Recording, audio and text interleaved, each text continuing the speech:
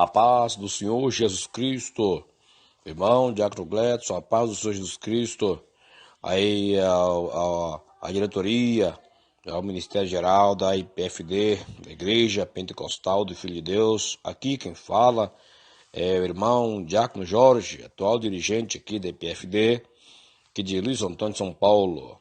Meus irmãos, o nosso pastor Eduardo Santos fez uma pregação ultimamente alertando a todos nós sobre a questão da política, né? Para que nós não façamos campanhas de política.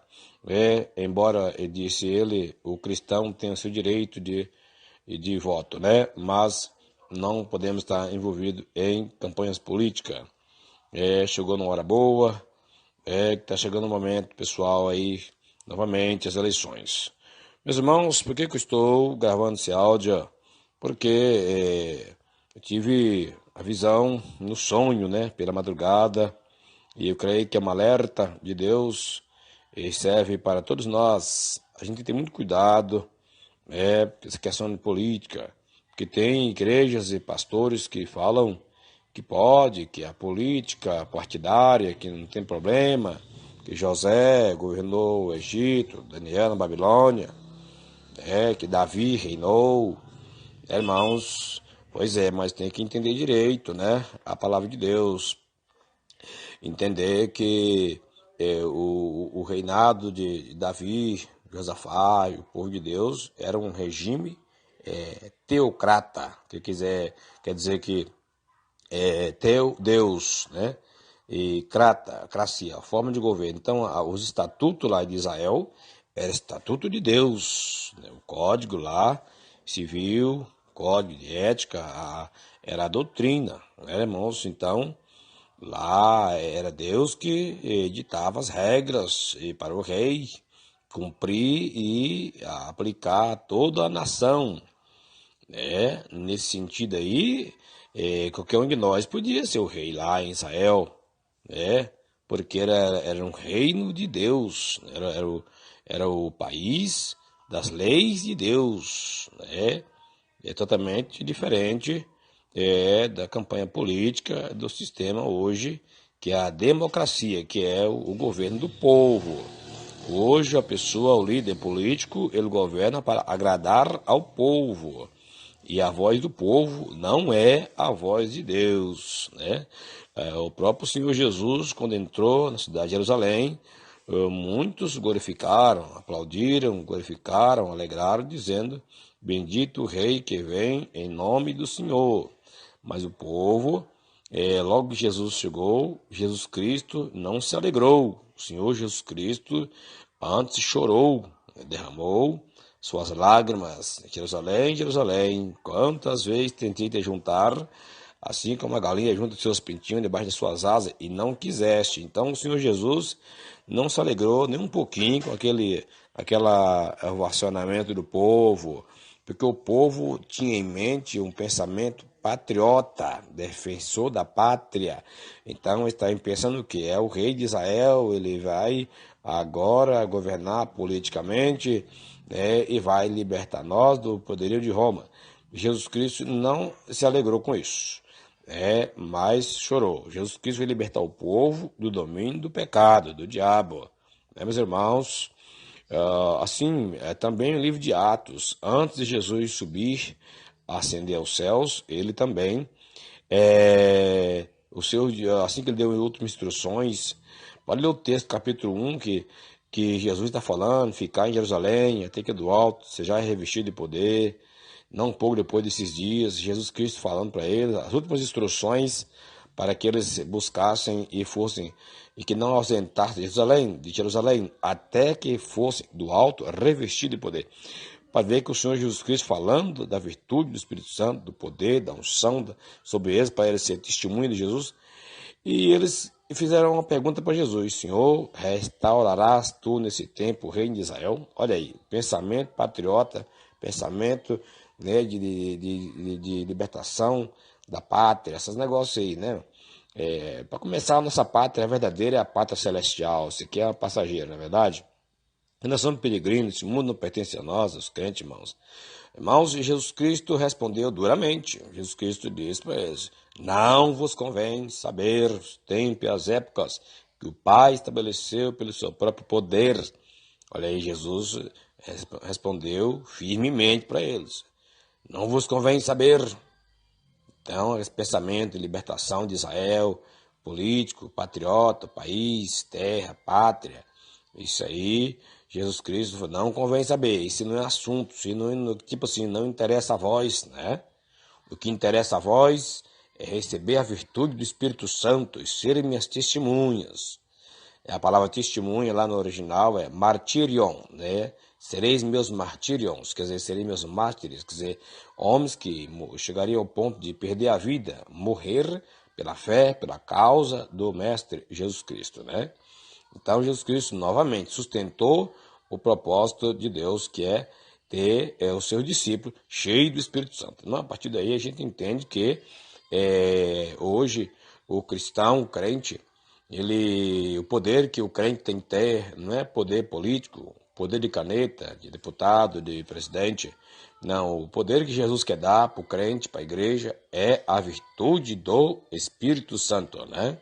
Com o poder político da caneta, você pode até assinar, conseguir construir um hospital, mas não garante a saúde. Com o poder do Espírito Santo, em nome do Senhor, Deus pode curar a pessoa desenganada dos médicos, né? Com o poder da caneta, constrói um presídio, uma delegacia para prender os criminosos. Com o poder do Espírito Santo, consegue libertar as pessoas da prisão espiritual, né? Irmãos, bom, sem mais delongas, então o sonho que eu tive foi o seguinte: meu irmão sabe que alguns sabem que eu faço violões, eu construo aqui meus instrumentos e eu tenho um plano de crescer e futuramente ter uma fábrica e ter funcionários e quem não sonha, né?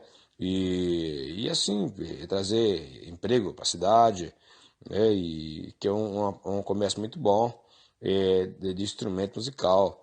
É, bom, então eu encontrando um futuro candidato, e a gente conversando, eu pensando, melhor dizendo, encontrei com ele ali, mas assim, ele de lá ou de cá, né? Falei, quando tiver a oportunidade, vou aproximar e conversar, quem sabe ele possa me dar uma força aí, né? Porque no distrito industrial, toda a empresa tem direito, ele dá um pedacinho, uma área para construir seu barracão e montar sua empresa ali. E quem sabe ele até me ajuda com ferramentas, né? E coisa e tal, equipamentos, né? Mas que eu faço tudo artesanalmente, né? Bom, mas acabou que ele foi para lá, para cá, passou e eu de olho nele e acabou que a gente nem conversou. Se bem que eu falaria do assunto, mas sem nenhum compromisso de campanha, de política, não me mexe com isso, por causa das orientações da palavra, da normatização da igreja. Mas, mal até nisso, Deus mostrou para mim que a gente tem que cuidar com isso aí, porque eu vi na madrugada, na visão, eu acho que foi a noite seguinte, foi 2 noites seguintes, eu vi que um deputado evangélico, né, não convém falar o nome dele aqui, porque o foco aqui não é falar o nome das pessoas, o foco é alertar contra a política na igreja, né? E esse deputado evangélico, muito conhecido no Brasil, muito querido pelos evangélicos, está sempre ganhando as eleições, né?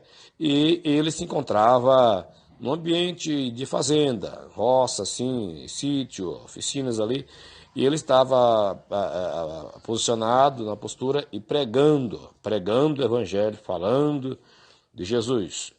E eu vi que tinha uma multidão grande ouvindo ele, tinha gente espalhada ali pela retaguarda, pela direita e pela esquerda, né? E eu vi aqui como se fosse representando um povo, como se estivesse assim no ar, mas representando o povo que ouve em casa através das mídias, dos meios de comunicação.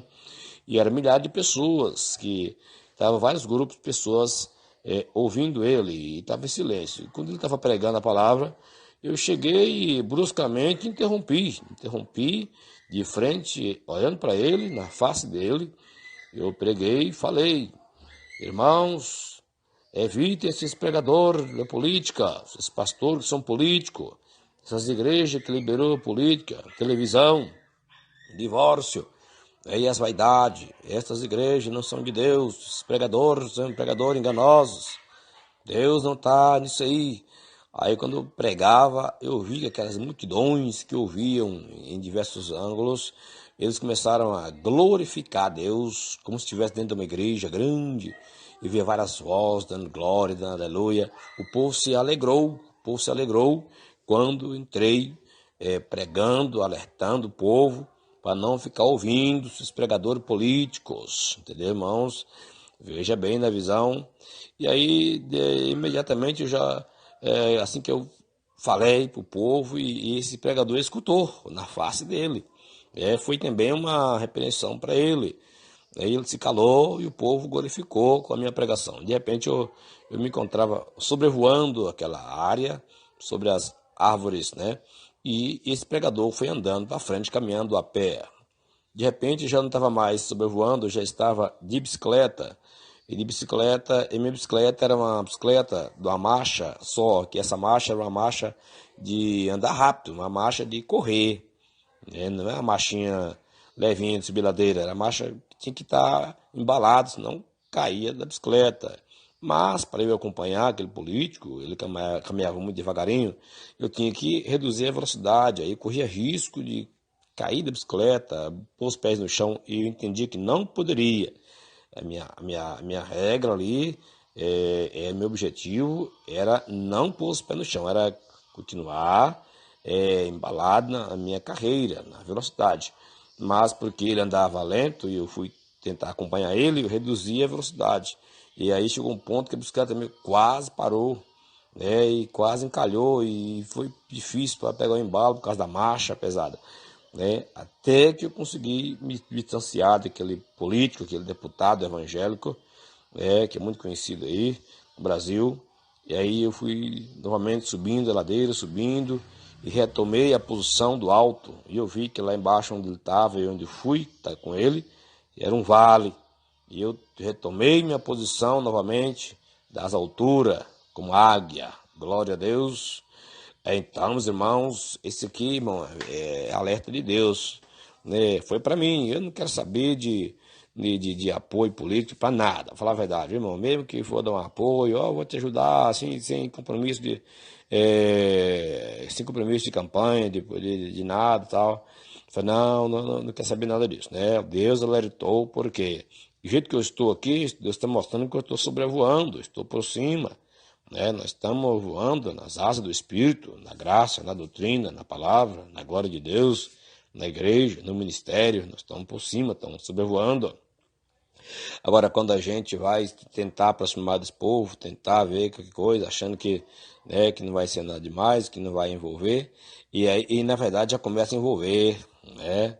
É assim que Sansão fez. Sansão achou que ele ia pegar do mel lá e não ter problema, e pegou no osso morto, quebrou o voto. Sansão pensou que ia deitar com Dalila, mas não ia revelar o poder.